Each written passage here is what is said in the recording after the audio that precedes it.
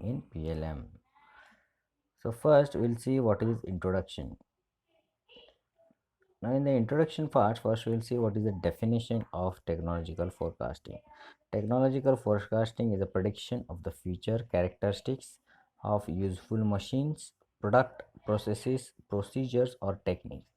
Now technology forecasting, as the definition says, it may include product, processes or procedures or any technique that can be used for future prediction or future characteristics. Now there are two important points to be considered. One is a technological forecasting deals with certain characteristics. When I say certain characteristics, it includes technical specifications such as energy efficiency, emission level for a vehicle, or speed or power or safety or temperature. Now rate of technological advances also it may include, for example, picture phone or new materials, cost, etc. The here the forecaster need not state how these characters will be achieved. His forecast may even predict the characteristics which are beyond the present means of performing some of the functions. However, it is not within the scope to suggest how these limitations will be overcome. Now, second point is technological forecasting also deals with useful machines, procedure or techniques. Actually, this is intended to exclude from the domain of technological forecasting those items which are intended for pleasures or amusements. Now, we'll see what is a technological innovation stage. It is also called as stages of technological innovation. Here, uh, there are different stages that can be defined. First is called as basic scientific findings or discovery of the principle.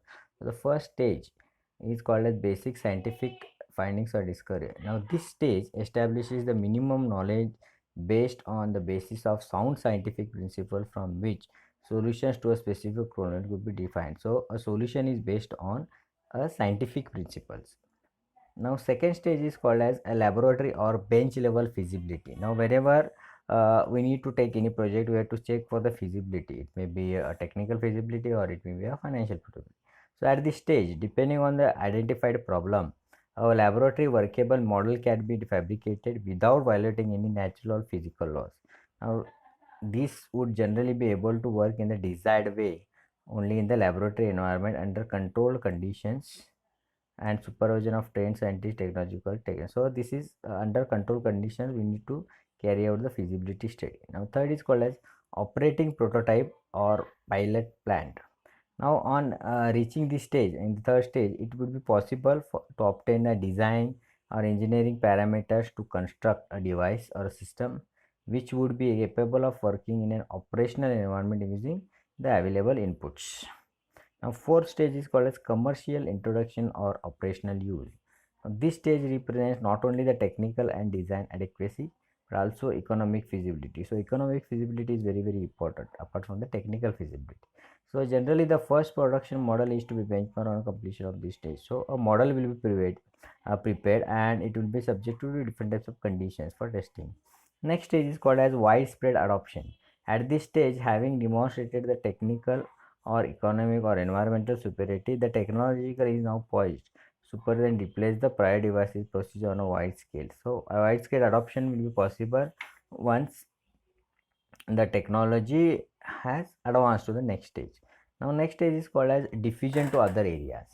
Now at this stage the new technology not only replaces the old one but it is also adapted to perform such functions as they were not being performed by the earlier device and technique. So new technique or new device will be used to replace the old one which will perform in a better way.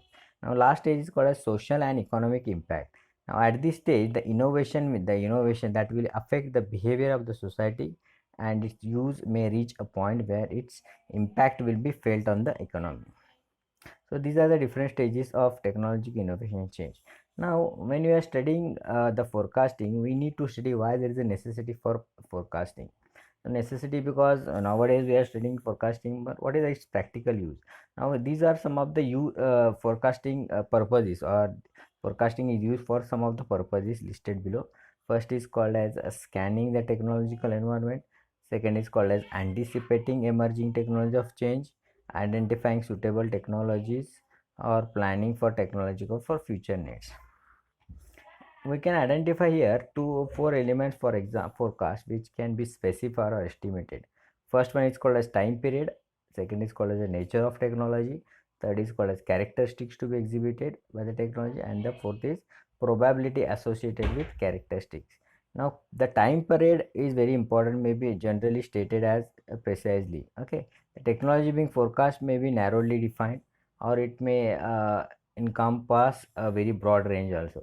The characteristic may be stated only in general terms or may be given in precise quantitative values. The probability associated with the characteristics may be given only generally as high or low, or it may be stated in precise quantitative terms. So these are some of the necessities for forecasting. First, you need to scan the technological environment. Then you have to anticipate the emerging technological change that may be possible in the upcoming trend. Third one is called identifying the suitable technologies. Then planning for future technological for future needs. So in the subsequent section, we'll see different types of technology forecasting methods and its uses, benefits, okay, role of technology in forecasting and all the things. Thank you very much.